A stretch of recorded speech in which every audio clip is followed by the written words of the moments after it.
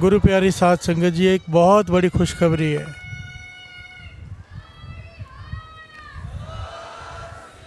बस बस धन गुरु नानक। एक बहुत बड़ी खुशखबरी है आज गुरु नानक की अपार मेहर, गुरु रामदास जी का तरस, गुरु गोविंद सिंह जी महाराज का तरस। ऐसा समझ लो गुरु रामदास जी आशीर्वाद देने किसी को भेजा है उन्होंने। प्यार से बोलिए धन गुरु नानक। श्री अकाल तख्त साहिब के जत्थेदार जो रह चुके हैं, बहुत साल सेवा निभाई है। अब ज्ञानी हरप्रीत सिंह जी जत्थेदार तख्त श्री दमदमा साहिब, थोड़े दिन पहले घटना सुनी थी ना दमदमा साहिब, जहाँ बाबा दीप सिंह जी बैठे थे। प्यार से बोलिए धन गुरु नानक। जहाँ गुरु गोविंद सिंह जी महाराज ने श्री गुरु ग्रंथ साहिब जी का, आज श्री गुरु ग्रंथ साहिब जी का स्वरूप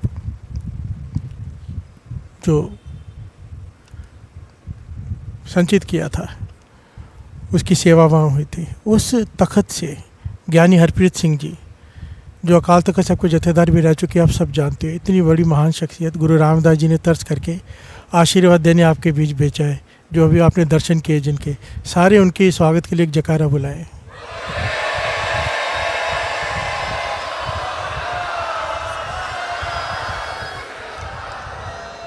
गुरु नानक की अपार मेहर है उन पर। दास को बहुत प्यार करते हैं, इसलिए कीमती समय में से समय निकाल के आए हैं वो। उनका बहुत बहुत धन्यवाद। और उनके साथ आए भाई तजिंदर पाल सिंह टिम्मा जी, चेयरमैन धर्म प्रचार कमेटी राजस्थान के SGPC द्वारा। प्यार से बोलिए धन गुरु नानक। उनके स्वागत के लिए भी एक जयकारा बुला दीजिए।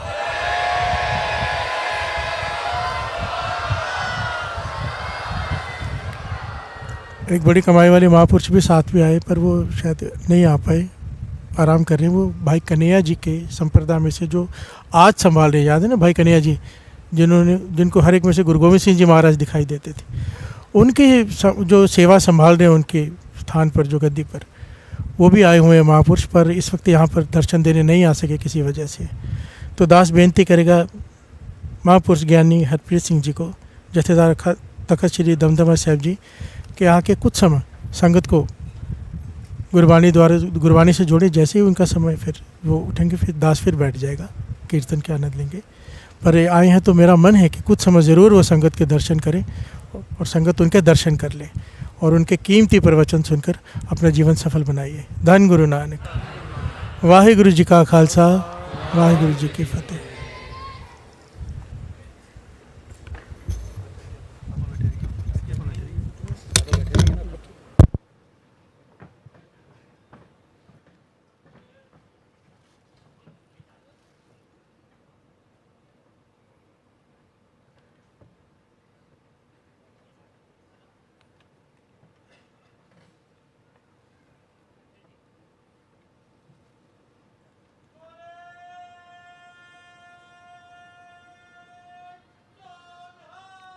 सत श्री अकाल।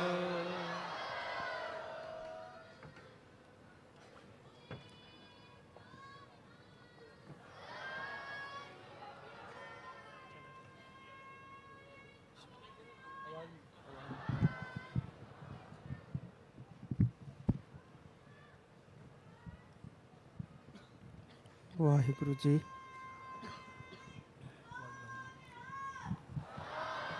वाहिगुरु जी। रखो अपनी शरण प्रभ, मोहि कृपा धारे।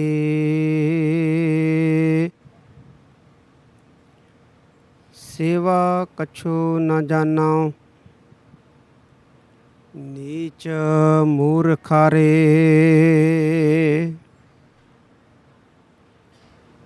मान करो तुद उपरे,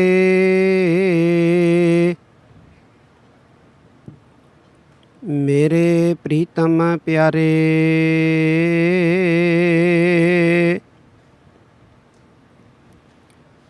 हम अपराधी सद भूलते, तुम बख्शन हारे।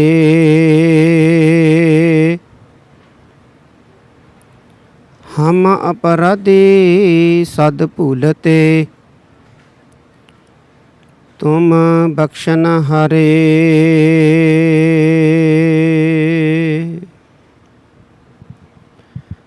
जुग जुग अटल लोक परलोक के राखे। धन धन साहिब श्री गुरु ग्रंथ साहिब सच्चे पातशाह जी की पावन पवित्र हजूरी में जुड़ बैठी साध संगत जी, सबसे पहले फतेह परवान करो। वाहिगुरु जी का खालसा, वाहिगुरु जी की फतेह। जो अमृत वेले हमें सत्संगत करने का शुभ समय प्राप्त हो रहा है, ये ऐसे नहीं हो रहा है,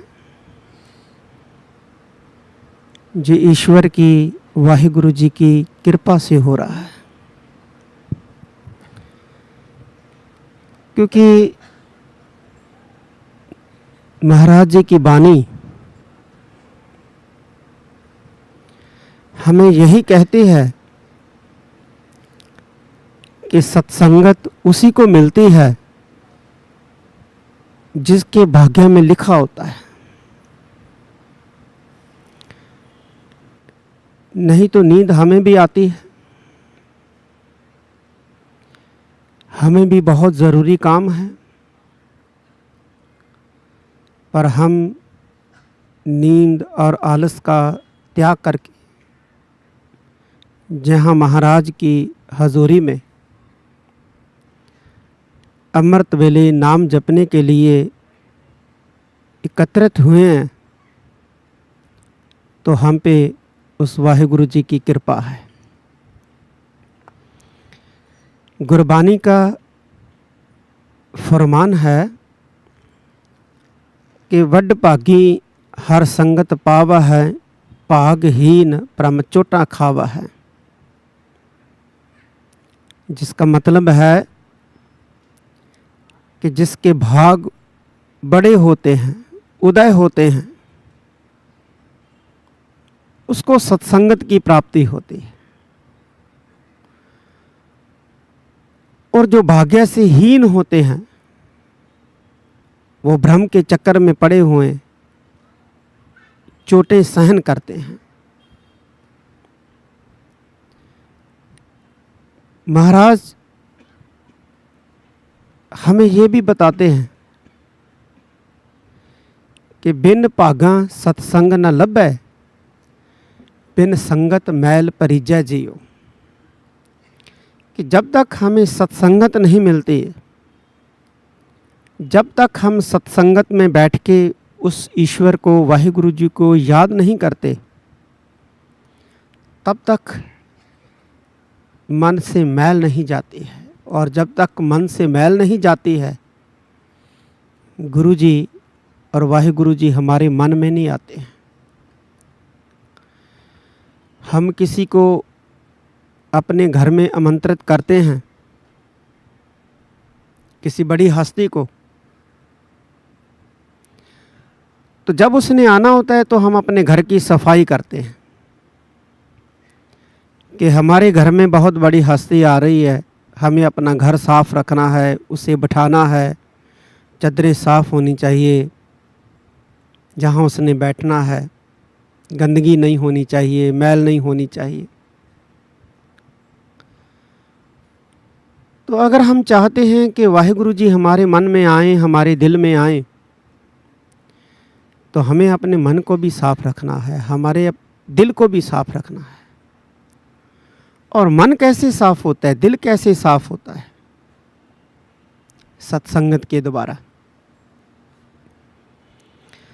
धर्म के क्षेत्र में बहुत काम किए जाते हैं, हम देखते हैं अलग अलग धर्मों में, अलग अलग मज़हबों में धार्मिक जो व्यक्ति होते हैं वो बहुत काम करते हैं। कोई कुछ करता है, कोई कुछ करता है, कोई कुछ करता है। एक बार किसी ने गुरु अर्जन देव जी महाराज जी से पूछा कि महाराज जी, धर्म के क्षेत्र में बहुत लोग बहुत काम करते हैं, पर सबसे बढ़िया काम कौन सा है, सबसे उत्तम काम कौन सा है? जो हमें ईश्वर के नज़दीक ले जाता है। तो मालूम है धन गुरु अर्जन देव जी महाराज ने क्या कहा? उन्होंने कहा, वाणी में दर्ज है कि हर कीरत साध संगत है, सिर कर्मन कै कर्मा। सिर कर्मन कै कर्मा का मतलब होता है सबसे बड़ा काम, सबसे अति उत्तम काम। जैसे हम गुरु अमरदास जी की वाणी पढ़ती है ना, आनंद साहिब,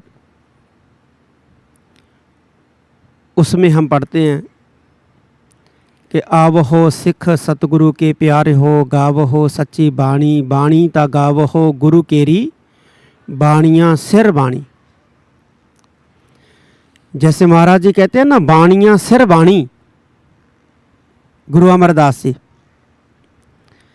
तैसे गुरु अर्जन देव जी महाराज कहते हैं कर्मन सिर कर्मा। कि भाई मालूम है धर्म के क्षेत्र में सबसे उत्तम काम, सबसे बड़ा काम जो हमें वाहिगुरु जी के नज़दीक ले जाता है, पास ले जाता है, वो है सत्संगत में बैठ के भजन करना, कीर्तन करना। हर कीरत साध संगत है, सिर कर्मन कै कर्मा। फिर महाराज जी एक बात और है, अगर सबसे बड़ा काम सत्संगत में बैठ के कीर्तन करना है, कीर्तन सुनना है, तो समस्त संसार ये काम क्यों नहीं करता? केवल कुछ लोग ही क्यों करते हैं? तो गुरु अर्जन देव जी महाराज कहने लगे, इसलिए आगे की पंक्ति में कि हर कीरत साध संगत है, सिर कर्मन कै कर्मा, कह नानक तिस भयो प्रापत, जिस पूर्व लिखे का लहना। कहते भाई इसलिए सभी लोग ये काम नहीं करते, थोड़े लोग ही ये काम करते हैं सत्संगत में बैठने का, कीर्तन करने का, कीर्तन सुनने का, क्योंकि उनके भाग्य में लिखा होता है, और जिसके भाग्य में नहीं लिखा होता वो नहीं कर पाता है। इसका क्या मतलब है मालूम है? इसका मतलब है कि हमारे भाग्य में लिखा है, तभी हम लोग अमृत वेले सत्संगत में बैठे हैं। गुरु महाराज जी ने लिखा है।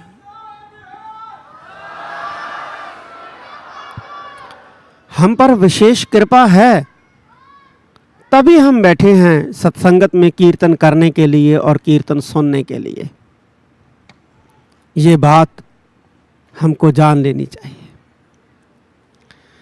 जैसे रिंकू वीर जी ने बताया कि अमृत वेले की सत्संगत सबसे बड़ी महान है, और ये बात सत्य है। पंजाब में अभी गेहूं की बिजाई का समय चल रहा है। 15 दिन 20 दिन गेहूं की बिजाई होगी, और अगर ये दिन बीत गए तो फिर अगर गेहूं बीजा जाएगा तो नहीं होगा। क्यों? फिर बीज बोया जाएगा तो क्यों नहीं उगेगा, क्यों पैदा नहीं होगा? क्योंकि उसके उगने का वक्त जो है वो बीत चुका होगा। इसको मालूम है गुरबानी में क्या कहा है? करुत्ता बीज। करुत्ता बीज वो बीज होता है जो समय पे ना बीजा गया हो, जो समय पे ना बीजा गया हो उसे बोलते हैं करुत्ता बीज। वाणी में उसको, गुरु ग्रंथ साहब महाराज में उसको करुत्ता बीज बोला गया। आज जब सुबह इस स्थान पे गुरु महाराज जी का प्रकाश हुआ और हुक्मनामा लिया गया, तो मालूम है गुरु तेग बहादुर साहब महाराज जी का हुक्म आया, और गुरु तेग बहादुर साहब महाराज जी ने आज यहाँ से हमें क्या हुक्म दिया? उन्होंने भी यही कहा कि चेतना है तो चेत ले, निस दिन मैं प्राणी।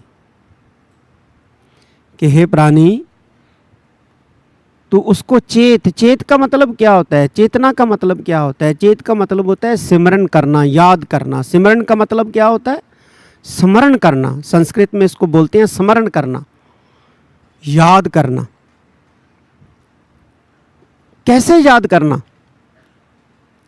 बिल्कुल उसी तरह जैसे एक माँ अपने विदेश गए हुए पुत्र को याद करती है, बेटी को याद करती है, बेटे को याद करती है, वैसे ही उस वाहिगुरु जी को याद करना, गुरु जी को याद करना। गुरु तेग बहादुर साहब महाराज कहते हैं कि अभी वक्त है आपके पास, आप उस वाहिगुरु को याद करो। कब करोगे? गुरु ग्रंथ साहब महाराज में भगत बीखन जी की वाणी दर्ज है।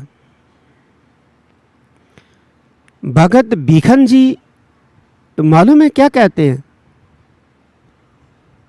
कहते नैनो नीर बह तन खीना, भय केस दुधवानी। भाई कब याद करेगा उसको? जब तुम्हारी आंखों में पानी गिरने लगा, आंखों से दिखाई देना बंद हो गया, तब बोलेगा कि मैंने दर्शन करना है महाराज जी का।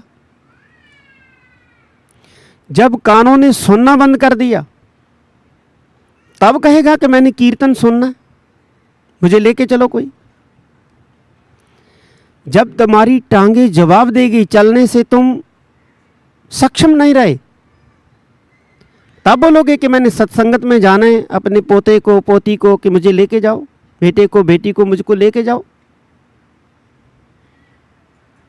कब? भगत भीखन जी कहते हैं नैनो नीर बह तन खीना, भय केस धुधवानी। जब तुम्हारे केश सफेद हो गए, मतलब जब तुम बूढ़े हो गए, कुछ करने के सक्षम ही न रहे, रुदा कंठ शब्द नहीं उचरे, अब क्या करे प्राणी? तब क्या करेगा? कुछ नहीं कर पाएगा। और आज गुरु तेग बहादुर साहब महाराज जी ने भी हमें यही सिखाया है कि चेतना है तो चेत ले, निस दिन में प्राणी, छिन छिन औद बिहात है। छिन छिन, थोड़ा थोड़ा समय करके आपकी जो उम्र है वो जा रही है बुढ़ापे की ओर, और एक दिन चले जाना है हमने। कैसे चले जाना है? कहते फूटे घट ज्यों पानी। जैसे मिट्टी का जो मटका होता है ना, फूट जाता है, वैसे फूट जाना है। इसलिए अभी सत्संगत करने का वक्त है, अभी धर्म कमाने का वक्त है। महाराज ये नहीं कहते हैं कि आप अपना कारोबार मत करो, अपने परिवार को मत संभालो।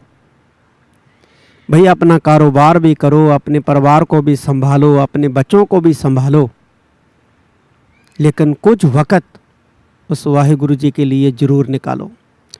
और वो कौन सा वक़्त है? वैसे तो सभी वक़्त उनके हैं, पर अमृत वेला उनको याद करने के लिए सबसे बेस्ट वक्त है, सबसे अति उत्तम वक्त है। अमृत वेले कोई भी काम करो। बच्चा जो हमारा कॉलेज में पढ़ता है, स्कूल में पढ़ता है, वो सारा दिन पढ़ाई करे तो वो उतना सक्षम नहीं हो पाएगा जितना वो अमृत वेले अगर उठ के वो पढ़ाई में अपना ध्यान जोड़ता है तो वो ज़्यादा याद कर पाता है। अमृत वेला है ही ऐसा।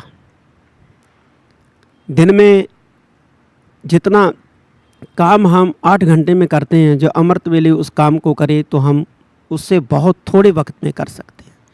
इसलिए गुरु नानक साहब महाराज ने अमृत वेले की हमें संभाल करना सिखाया। मैं एक गुरु नानक साहब की बात कह के आपको समाप्ति करूँगा। एक बार अपनी उदासी के दौरान गुरु नानक साहब मध्य भारत में एक जंगल से गुजर रहे थे। तो उस जंगल में एक ट्राइब था, कबीला था। वो ऐसा कबीला था कि उस कबीले में जो बाहर से कोई अगर आ जाता था तो उसको वो मार के भून के खा जाते थे। उसको बोलते थे नरभक्षी कबीला, जो आदमियों को भी खा जाता है। जब गुरु नानक साहब उस कबीले के लोगों के पास गए तो उनको मालूम पड़ा कि कोई बाहर से व्यक्ति आया है, तो चलो उसके मार के खाते हैं। तो जैसे वो अपने घरों में से निकले गुरु नानक साहब जी को मारने के लिए, किसी ने अपने हाथ में पत्थर उठाया, किसी ने भाला, किसी ने तलवार, किसी ने कुछ उठाया। और जब वो गुरु नानक साहब के पास पहुँचे तो वो मार नहीं पाए। उनके चेहरे की तरफ देखा तो उनके हाथ वहीं के वहीं रुके रह गए। फिर गुरु नानक साहब महाराज जी ने उनको समझाया कि भाई, जो काम पशु करते हैं वही आप करते हैं। पशुओं में और आप में, जानवरों और आप में क्या अंतर है? जैसे बानी में आता ना, करतूत पशु की मानस जात। तो वो समझने लगे। जन्म साखियों में लिखा है कि गुरु नानक देव जी महाराज उनके पास 1 महीना भर रहे और उन्होंने गुरु नानक साहब जी से खूब ज्ञान बटोरा, ज्ञानवान हुए। जब गुरु नानक साहब वहाँ से चलने लगे तो वो गुरु नानक साहब के रास्ते में लम्बे पड़ गए। कहने लगे हम आपको जाने नहीं देंगे। उनकी स्त्रियां, उनके बच्चे, उनके बुज़ुर्ग, उनके नौजवान कहने लगे, हे गुरु नानक, हम आपको जाने नहीं देंगे, आप हमारे पास रहो। गुरु नानक साहब कहने लगे कि हमें जाना तो है भाई, हमें जाने दो। कहने लगे महाराज, आपने हमें जीवन दिया है, जीवन जीना सिखाया है, तो जिस गुरु ने हमको जीवन जीना सिखाया है, जीवन दिया है, हम उसको कैसे जाने दे सकते हैं?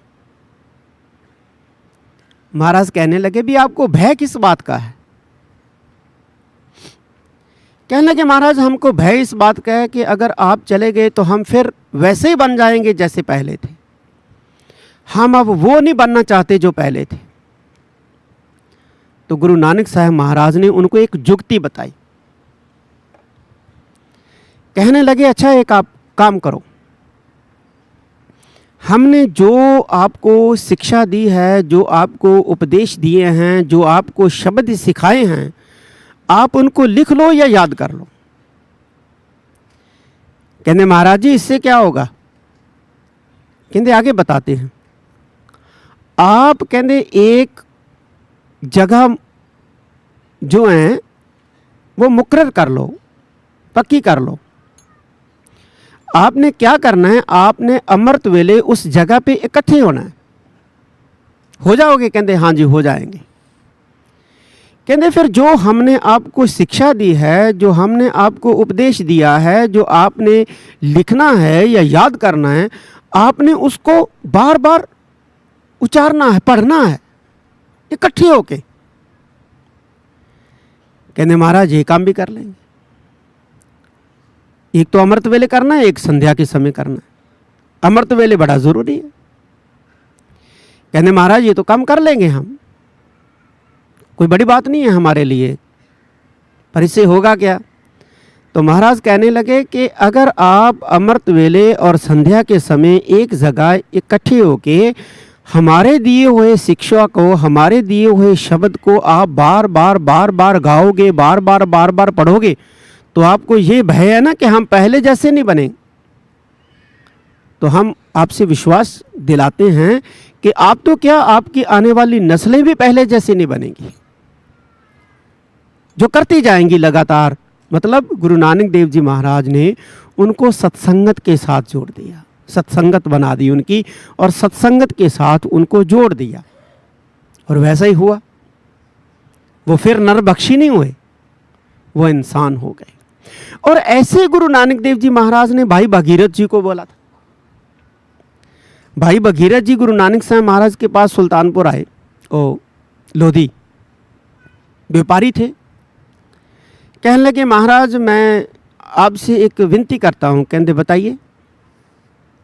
कहने मैं आपके साथ रहना चाहता हूँ, आपके साथ ही रहूँगा अभी मैं। महाराज कहने लगे भाई आपका व्यापार है, आपका परिवार है। कहने लगे महाराज अब मैं परिवार में नहीं रहूँगा, मैं परिवार छोड़ आया हूँ, मैं कारोबार छोड़ आया हूँ, मैं अभी आपके साथ ही रहूँगा। महाराज कहने लगे नहीं, जो हमारे शिष्य हैं उनको परिवार और कारोबार छोड़ने की ज़रूरत नहीं है, आप अपना कारोबार कीजिए। कहने लगे महाराज मैं आपके बिना रह नहीं पाता, मैं आपके बिना रह नहीं पाऊँगा, मैं व्यापार तो करने चला जाऊँगा, देश विदेश में जाता हूँ सामान खरीदने के लिए, बेचने के लिए, लेकिन अब आपसे इतनी मोहब्बत हो गई, इतना प्यार हो गया कि मैं आपके बिना रह नहीं पाऊँगा। महाराज कहने लगे तू चाहता क्या है भाई? कहने लगा महाराज मैं ये चाहता हूँ कि आप हर वक्त मेरे साथ रहो और मैं आपके हर वक्त साथ रहूँ।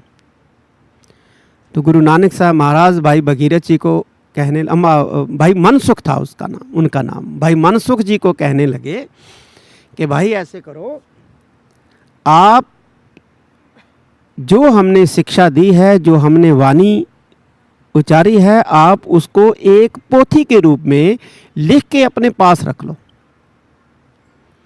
और आपने करना क्या है, आपने अमृत वेले उठ के उस पोथी में से वाणी पढ़नी है और संध्या के समय भी वाणी पढ़नी है।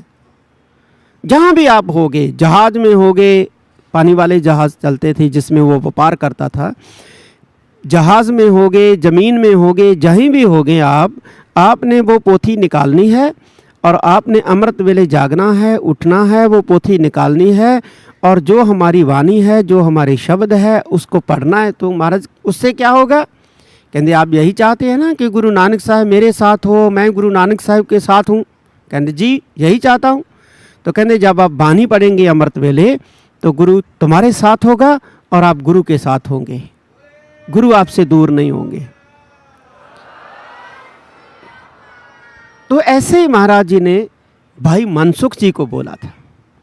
तो यही हमें गुरु नानक साहब महाराज की शिक्षा है।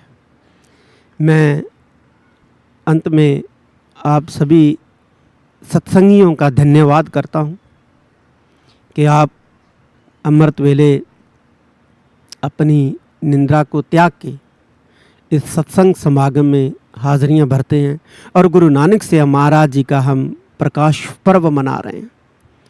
उस महाराज जी का जिसने अंधकार को दूर किया अपने वक़्त में, आज भी जिनकी वाणी अंधकार को दूर करते हैं, बाहर के अंधकार को भी और मनों में पए हुए अंधकार को भी जिनकी वाणी दूर करती है। अब हम उस गुरु नानक साहब महाराज जी का प्रकाश पर्व मनाने के लिए हम ये सत्संग समागम कर रहे हैं। और सबसे बड़ा धन्यवाद गुरु महाराज जी का, गुरु ग्रंथ साहब महाराज जी का, गुरु नानक साहब जी का, उसके बाद सत्संगी जनों का, आपका सभी का धन्यवाद। और ख़ास तौर पे रिंकू वीर जी का भी धन्यवाद कि अमृत वेले आप सब संगत के दर्शन हमें करवाए हैं। क्योंकि जो इकट्ठी होती है ना सत्संगत भजन करने के लिए, कीर्तन करने के लिए, उनकी सेवा और उनका दर्शन भी बहुत अच्छे भाग्य वालों को मिलता है। तो मैं इसलिए रिंकू वीर जी का भी बहुत धन्यवाद करता हूँ। बहुत बहुत धन्यवाद। एक बार फिर फतेह प्रवान कीजिए। वाहिगुरु जी का खालसा, वाहिगुरु जी की फतेह।